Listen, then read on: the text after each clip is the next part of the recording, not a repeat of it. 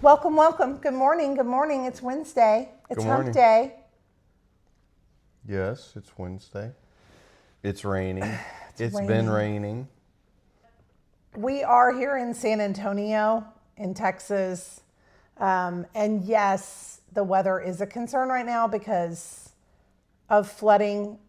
Most of that is to the west of us, although we get flash floods here and it's never pretty when that happens. But the west of us, Uvalde and Utopia and some of those areas, Hondo, I think is maybe included in that. Yeah. But there are like 3 or 4 rivers that are affected by this and not always in a good way. So we're watching the Guadalupe. That's the river that flooded last year and killed all those people.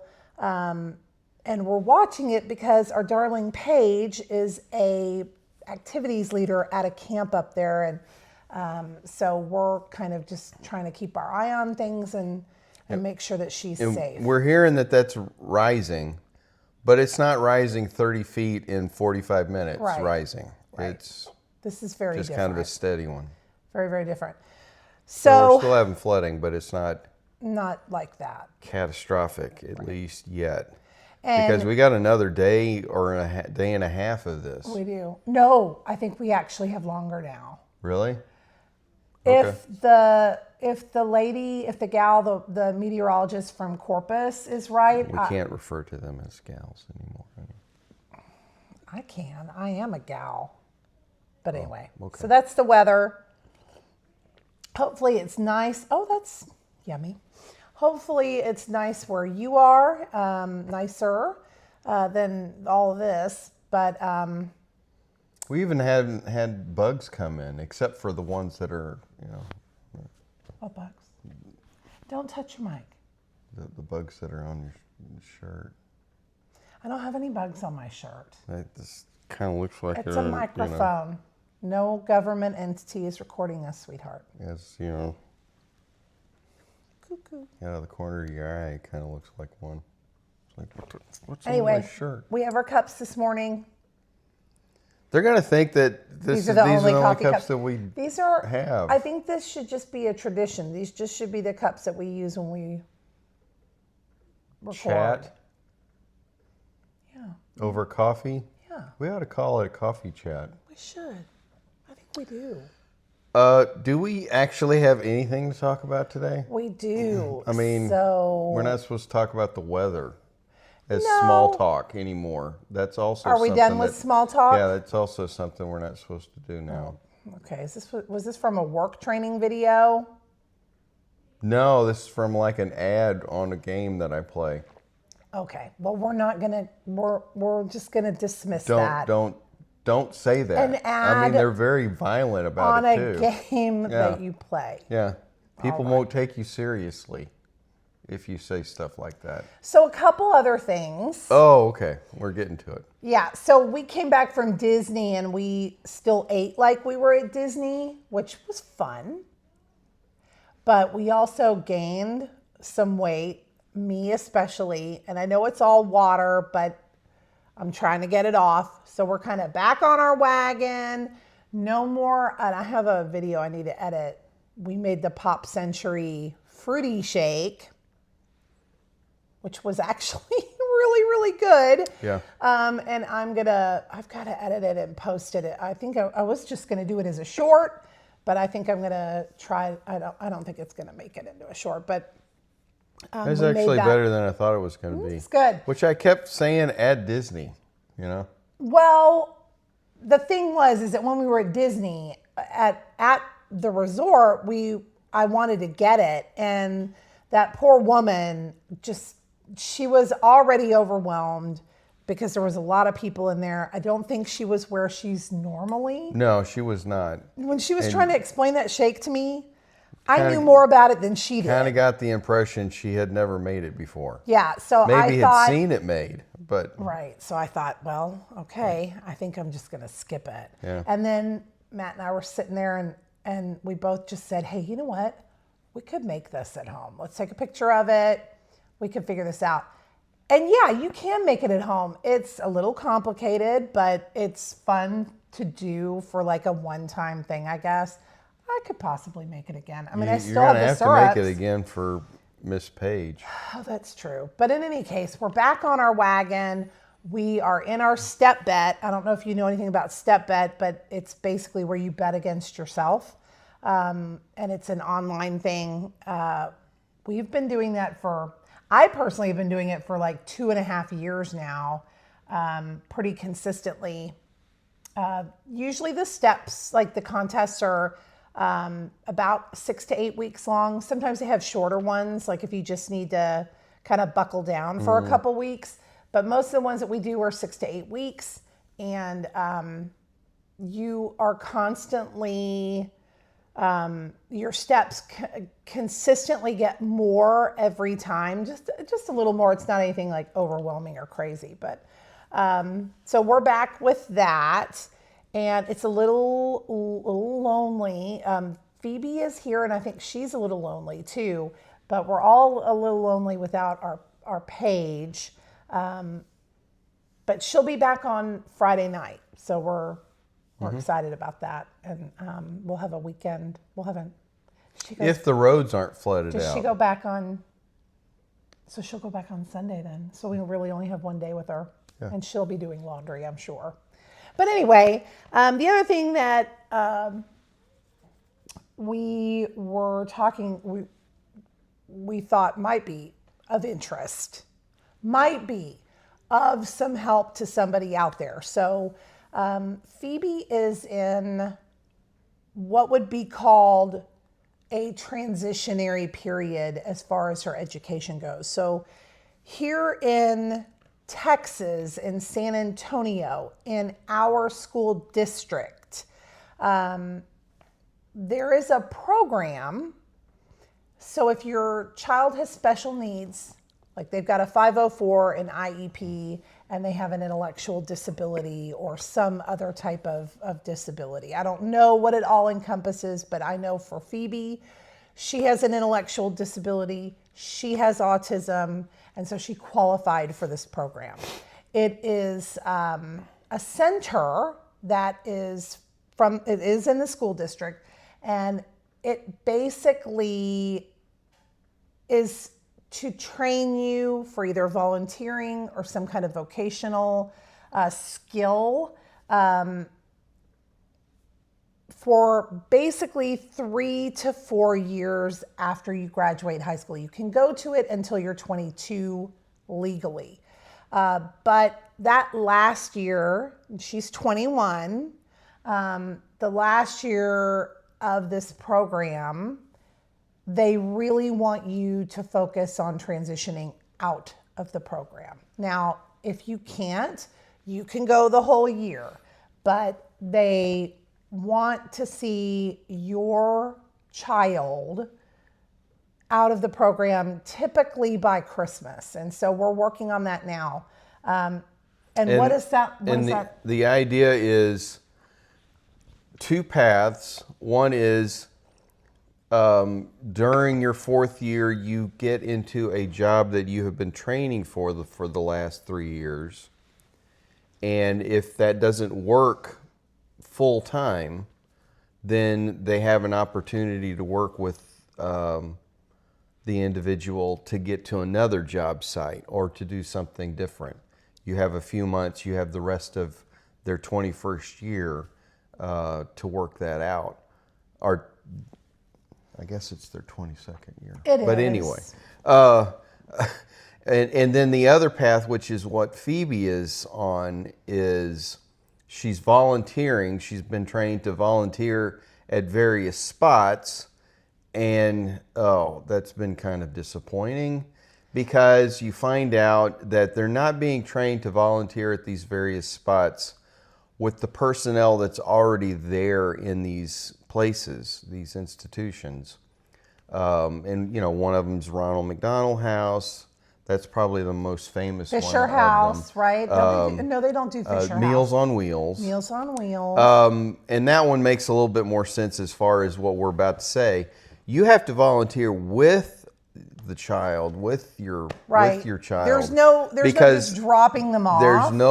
they don't train to let them work. them to. It's not like a job site, Because like they're not the independent enough to be like able the to do other that. half of that Reddick Center is operating. The places that they are being trained to volunteer with, they don't have the personnel to work with them Right. as their volunteers. Understandably. You have to do that. Yeah. Well, I don't understand it. I understand it with Meals on Wheels because, somebody's got to drive. But I don't necessarily understand the other stuff. I kind of do. They're already shorthanded. They've already got things that they're trying to do. The last thing they needed to be doing is supervising somebody, who may have, and they may not be trained in that. And there's liability issues there. I can understand it. So then why were they open for the volunteering work? Because there was somebody there assuming that liability and that responsibility, and that was the school district. But you don't have the same issue when you're working for HEB, say. No, because those people that are working for HEB have a different skill set, and they're able to do that, and they have their own liability. They're dealing with that at that point. She's a lot more understanding about this whole thing. I feel No. like from day one we've been It's given a bill of frustrating. goods, and basically all that it has been is a way of getting the maximum amount of taxpayer money in the form of federal aid to these school districts. So there's a lot of that Yeah, in it here. is. There's a lot They're of that. not helping the kids. They're helping a certain set of kids, and the other kids, it's a daycare. The whole goal has been that she remain with us. Now, what does her day look like during the week? Like after we have transitioned. And this is for you who are really just facing this. You're just really, either your child is in high school, just coming into high school, or you are coming into their senior year and you're not sure what things look like. There's Medicaid waivers, there's Social Security disability, and there are possibly other programs out there. For us, we have applied for Social Security disability for her. We're just waiting. And then for her Medicaid waiver that she's eligible for on her own, the wait list, I think what were we told? 18,000? It's crazy. We're like 18,001. Yeah. And this is in the county, Bexar County. This is not the state. So we are patiently waiting for that. What does the waiver do? The waiver pays here in Texas, in Bexar County, that waiver pays for a day program where they can go. And, we're not just interested in any day program. We're interested in one in particular that we know and trust because they are a vetted partner with her educational program that she's in right now. And they're amazing people. They're absolutely amazing people. So we are considering doing 2 days a week, because right now, if you don't have your Medicaid waiver, if that hasn't been done, then you're paying for that yourself.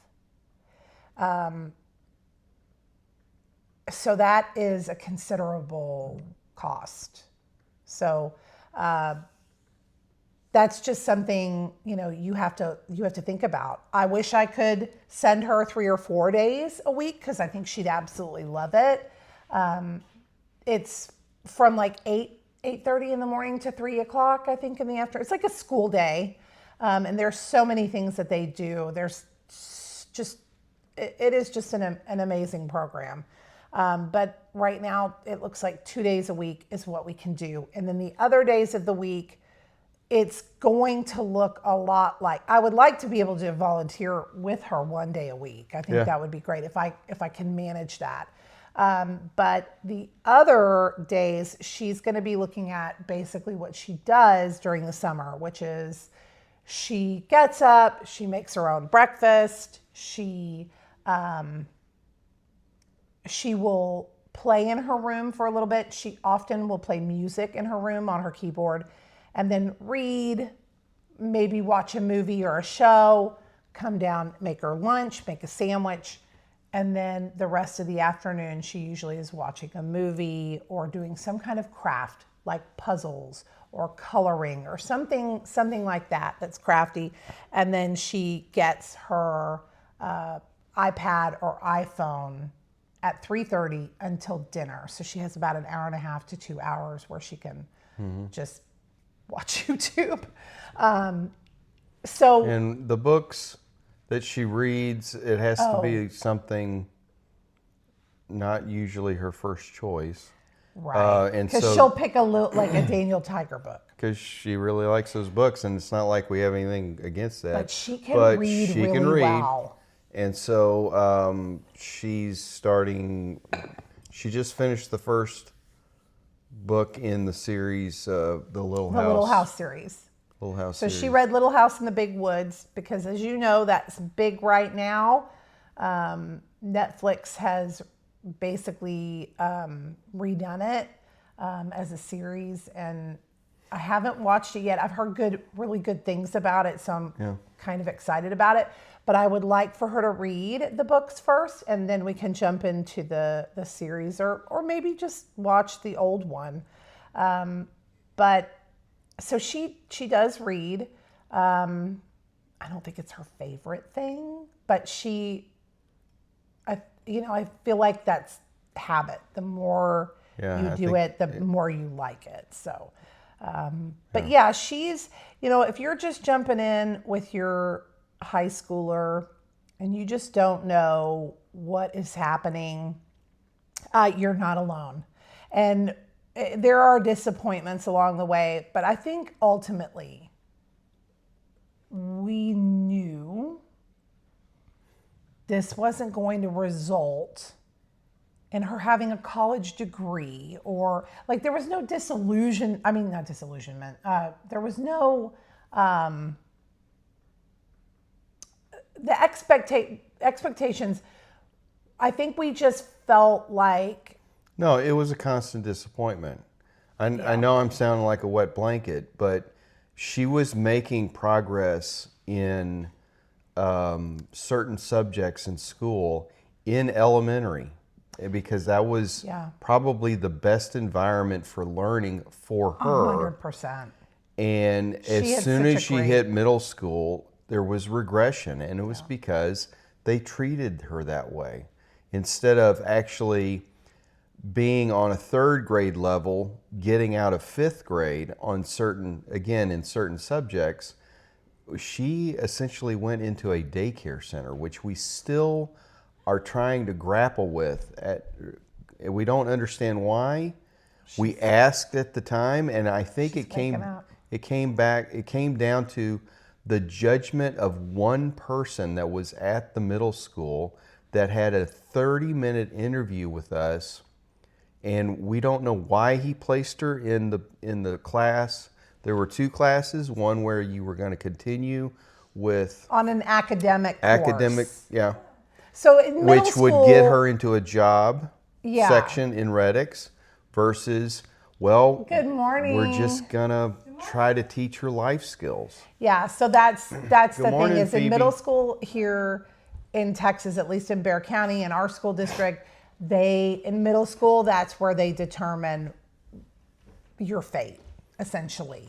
So they talk about a big deal. They talk about having a warm handoff when a child goes from elementary school to middle school, and then from middle school to high school, and then from high school to the Reddick Center. And not one time did it meet the definition of a warm handoff. We had to go through everything interview-wise, all over again. with It was as the if new set of teachers. it was as if she had never been as if to she school was in our new district. to the district. Yeah, it was crazy. All the files, all the paperwork, all the records that had been kept in every school never made a transition with the child into the new school High to the school, point they kind of did. They we were no. still answering the same questions like, why is she being triggered by a fire drill? Yeah, Well, why the hell do you not know that by now? This is a known pattern of behavior. Yeah. Why is this discovery for you? Because I don't know how many times we've had to deal with that. Yeah. We felt like we were all working together, Yeah. right? And in middle school, it was us versus them. That was the setup, and it was. I mean, you could feel it. You could tell. Because immediately when we went in to do like the tour,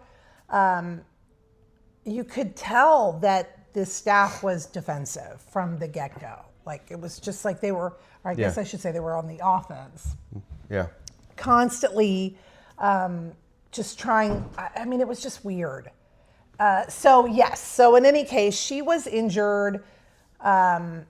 And there was absolutely no explanation for it. We took her out of school and not without a fight. Her principal, when I went to go take her out, she wanted to talk to me. I said, no, I'm not talking to you about any of this because we had been asking to talk and they weren't interested in talking. Plus, I was not going to go into her office and talk to her without some sort of legal representation or an advocate. I needed somebody in there with me. But she was just, I just let her know that this is what I'm doing. And that was it. That was the end of her middle school.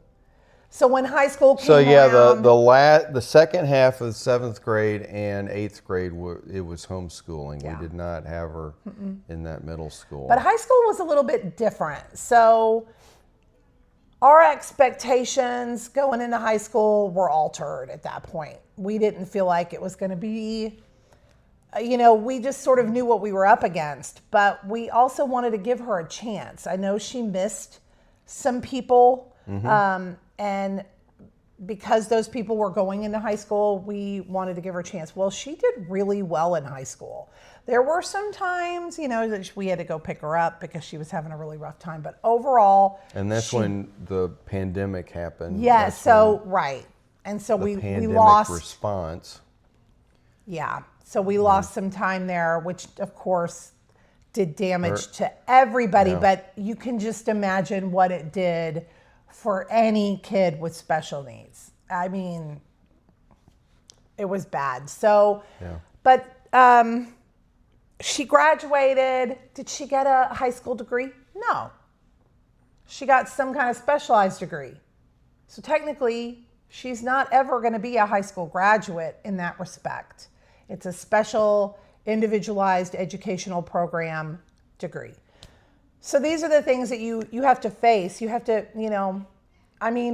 we were so starry-eyed in elementary school. And when you get, you kind of get through the program, you realize, oh, okay, I get it. There's a lot of politics going on here. And there's so much. And, it's a grab bag of money. Special education. Yeah. It's crazy. You get more money for the child than a neurotypical child. Per student, you get more. And so it benefits a school to have 504s, to have a child with individualized education plans. It does benefit them. Now, they're going to tell you, and I'm sure that there's administrators out there, principals, vice principals, teachers, that, especially teachers, that are going to say, we don't care about any of that. And that's true, because we have known principals and teachers that are like that. But the district is a business. It's run like a business. And while, of course, the end product, the end result is a successful kid, make no mistake, success means something different at different levels to a district. So they don't really care. There's no incentive for them to produce an academic end game for these kids. You're probably going to laugh. Probably need to edit most of what I say out. Oh boy.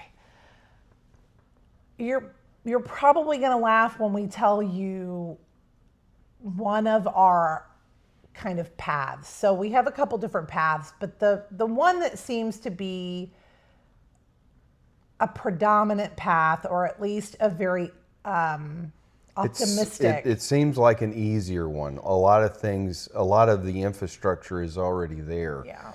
One of them is Florida's rules versus Texas's rules on how you can live in a community of 55 and over. If something were to happen to both of us in a 55 plus community, and Phoebe's not that old at that point, she most likely could stay. Her chances of staying in that community in the house that we're in Florida, it happens a lot easier in Florida than it would in Texas. She would, of course, have to have somebody with her. Yeah, you'd have But to she have could stay. some help with that. Right. But then the other thing is what they've got built into the villages and what you pay for. Yeah, we haven't mentioned what we're talking about. It's the villages. I thought we did mention the villages. No, I did not. I mentioned that to you, but that's what we're editing out. Oh, okay. So what we're talking about is the villages. Yeah. And Which everybody is- makes fun of it. We Which make is a fun- punchline for a lot of jokes. Yeah. We've done it ourselves in the past Yeah. when we would Oh. see ads on TV. Oh, about before them. the girls were born, Yeah. we would see ads Like, on what in the on world new- like- is this? And we were told that there is a program for special needs adults of residents in the villages. Yeah. It's called the STAR program. And that sort of set off a chain reaction in my brain, where I started looking around in Texas to try to find something similar. And there really isn't anything like that. There's places where special needs people can live, communities, but you don't live there with them. That's not what's happening. Right. And it's also, it's all special needs kids. We're not integrating the rest of society, right? So the villages is appealing for a couple of different reasons. Definitely that is number one, but because it is so close to Disney.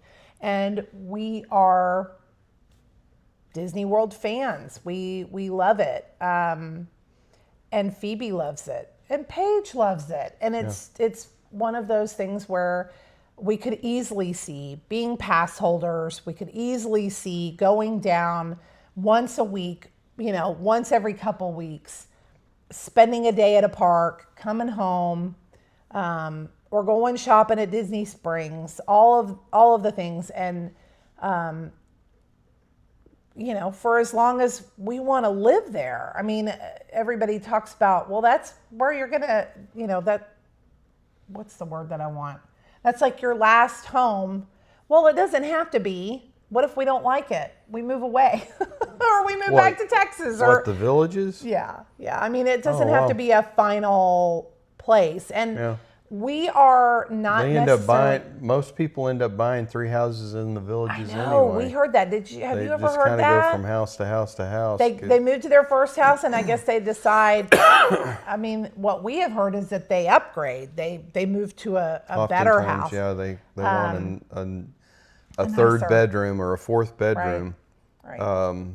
They want to go to a newer village Oh, true. that has true. different amenities. Yeah. But that's the other thing about the villages. All of the different villages have, or at least sometimes I guess it's a set, but they have a golf course, which right now we have no interest in doing. No, but I could see where Phoebe would like golf. First of all, because of the golf cart. I mean, we'd have a golf cart living there anyway because That's another appealing part to it. she could It's drive the golf cart. It's the golf I cart think she'd love that. access to just about every place inside the villages. Yeah.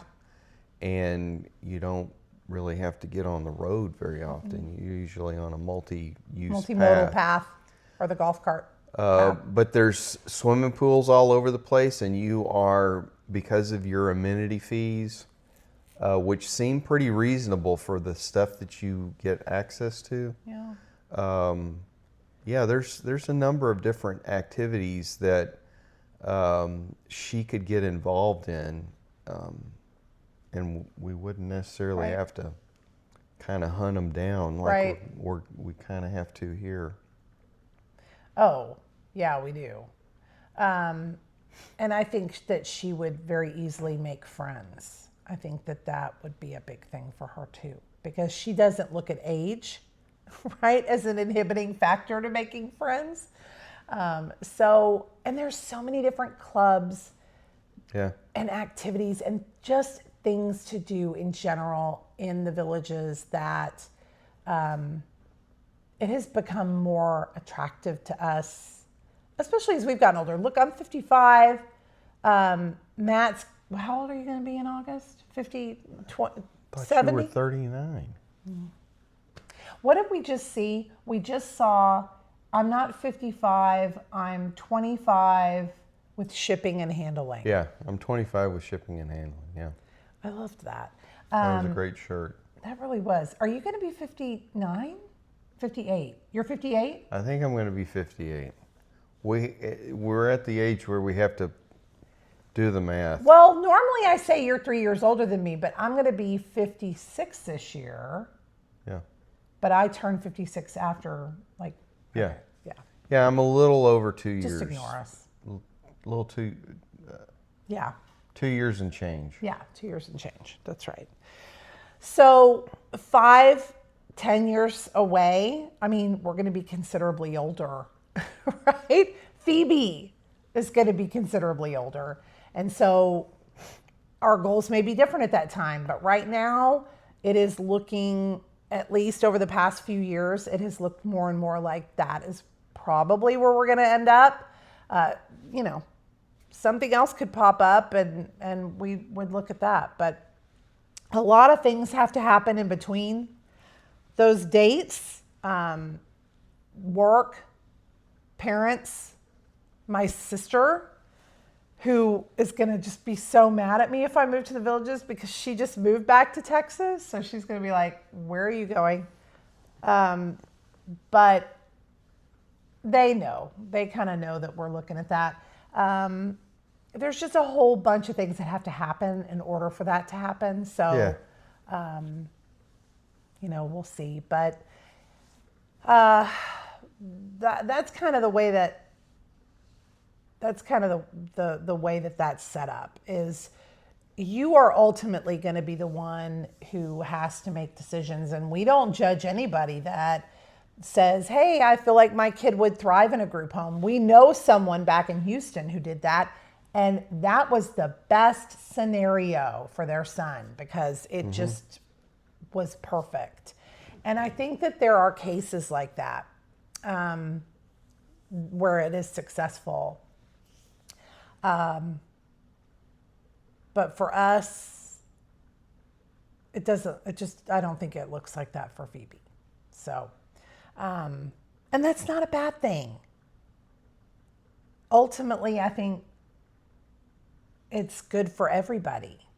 And then when, you know, the real question that you may be thinking right now is, well, what do you do with Phoebe when you're both gone?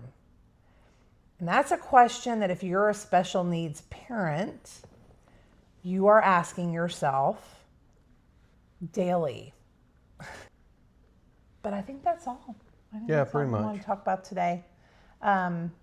Hopefully not a lot of editing and a lot of choppiness.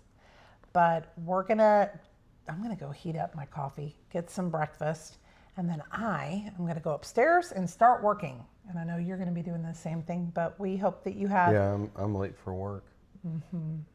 late for his desk. Hope that you have a wonderful rest of your week.